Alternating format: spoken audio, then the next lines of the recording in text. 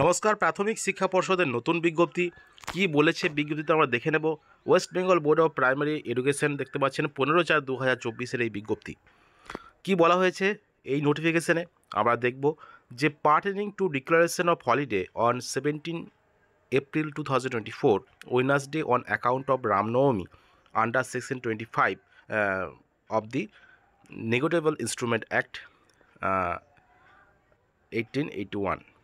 তো এখানে যেটা বলা হয়েছে notification of finance audit department government of West Bengal, তাহলে রামনবমীর জন্য 17 এপ্রিল 2024 কিন্তু ছুটি ঘোষণা করেছে প্রাথমিক শিক্ষা পর্ষদ প্রত্যেকটা প্রাথমিক বিদ্যালয়ে।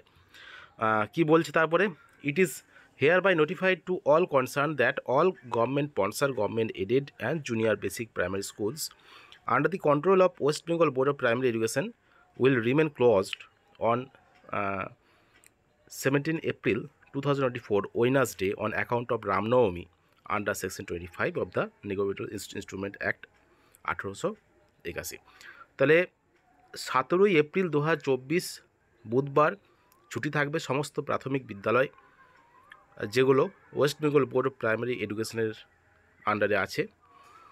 রামনবমীর জন্য ছুটি থাকবে 17 এপ্রিল।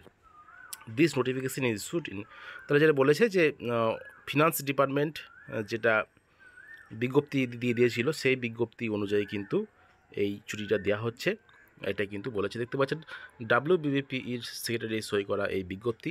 এই বিজ্ঞপ্তিতে এটাই বলা হয়েছে যে আগামী 17 এপ্রিল 2024 রামনবমীর জন্য সমস্ত প্রাথমিক বিদ্যালয় বন্ধ থাকবে, এটাই কিন্তু বলা হয়েছে প্রাথমিক শিক্ষা পর্ষদের পক্ষ থেকে বিজ্ঞপ্তি জারি করে। এটাই কিন্তু বলেছে যে রামনবমী ছুটি থাকবে আগামী 17 এপ্রিল 2024 বুধবার।